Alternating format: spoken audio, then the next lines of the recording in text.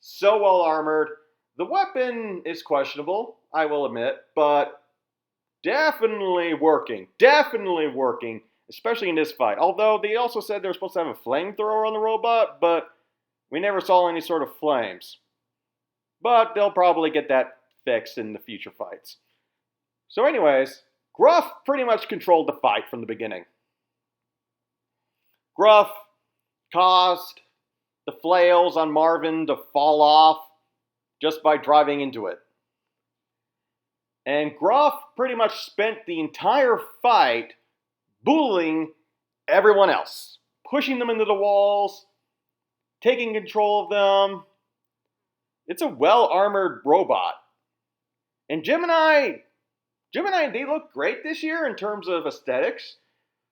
But so far, Gemini, in terms of quality, are pretty much the same. They never really seem to get the whole teamwork thing going. And so Gruff was mostly taking on the black one, the black Gemini, but that was pretty much about it. I mean, there was one point in where Gruff literally pushed him into the corner. That was pretty much the highlight of the whole fight right there. But eventually, the fight lasted the full 3 minutes, went to a judge's decision, and of course, everyone went with Gruff. It was a unanimous decision for Gruff. And there's no reason why it shouldn't have been, because Gruff dominated the fight.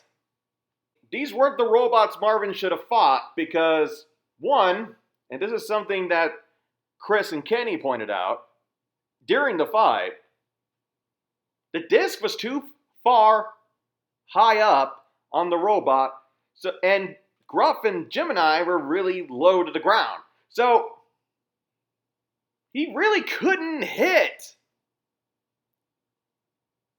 the Gemini. Marvin couldn't hit Gemini. Neither one of the Gemini twins. And the few times in that he actually managed to hit Gruff, the flails came off. And even then, the plastic disc was being shaved away by the lifting arm of Gruff. And I apologize for ever doubting Gruff. Gruff is officially one of the best robots so far this year.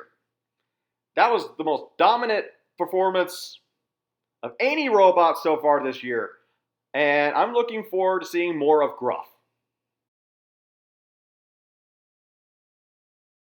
It's Duck versus Cobalt. So, the question is, who's going to win? Well, Duck is definitely durable. It could withstand the blows from the spinning disc. But Cobalt may have the ability, most likely will have the ability, to self-right if flipped over. But overall, I would say the most likely scenario is that Cobalt's going to win. I'm sorry. I mean, I love Duck. I'm a fan of Duck. But the Cobalt team is a really good driver, are really good drivers. And they may be able to get along the side and tear one of the weapon arms off. I don't know. But I think Cobalt's definitely one of the robots to look forward to. They are looking very impressive.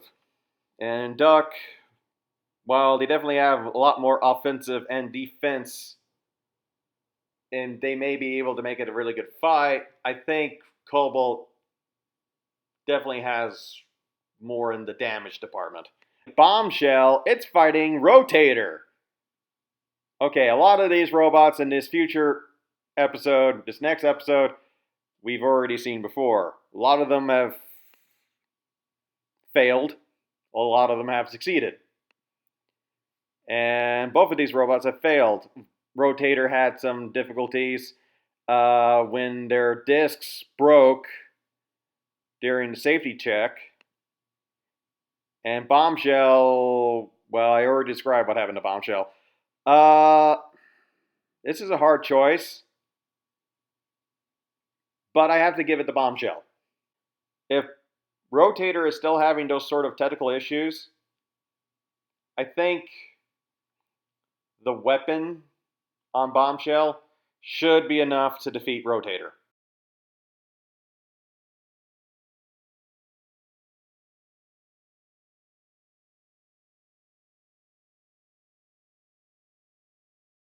next we have Death Roll versus Foxtrot. Foxtrot is from the Danby team. They came in with Predator last year, and this year they came in with Foxtrot. It's a very beautiful robot. I have to give it to Death Roll. Again, just purely on damage. It has the more damaging weapon, so I think Death Roll has an advantage in that department. I think Foxtrot could be able to make it a very interesting fight and a very interesting opponent that could be able to get underneath them, but overall, Death Roll is a very durable machine, very offensive machine, so I think it has the edge. Okay, then we got Quantum, one of my favorite robots, versus Lockjaw. Okay, Lockjaw already lost the fight against Tombstone after getting 2 of his wheels knocked off in one hit, and Quantum couldn't let go of Blacksmith. Not that it didn't want to, it just couldn't. But anyways, I have to give it to Quantum. They know how to deal with vertical spinners. They have that experience. And despite the fact that Donald Hudson is a very good driver, one of the best drivers in the competition, I have to give it to Quantum. Okay, then we got 2 robots. One's from New Zealand and one's from, well, one's a frog. One's a frog. It's In-Game versus Ribot. I think this one's a no-brainer. In-Game's going to win. I mean, it's not like Ribot's a pushover or anything. It's just, I don't think it really has anything that can go up against In-Game. It has nothing for In-Game. And finally, we got our main event. This one actually may be the most challenging one. It's Tombstone versus Sawblaze. Okay. This one's tricky because we saw both of these robots.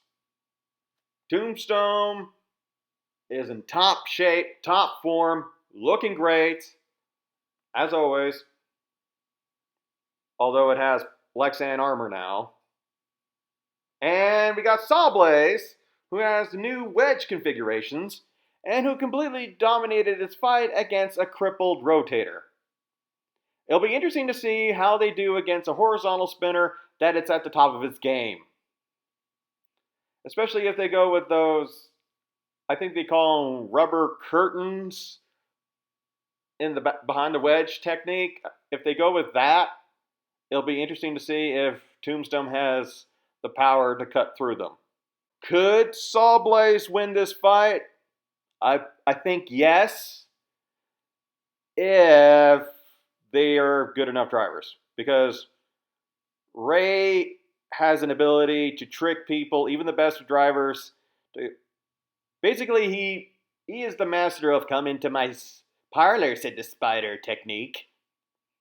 So yeah, in other words, just like what he did with Donald Hudson in his fight, and where he made it look like he was retreating, Donald Hudson took it, spun around, hit 2 of his wheels, and that was the end of the fight. It could be the exact same thing in this fight. So Sawblaze really needs to be careful, but I have to give the edge to Sawblaze. Just by a narrow margin, because I think Tombstone's definitely a safe pick. But if Sawblaze plays his cards right, I think it could win the fight.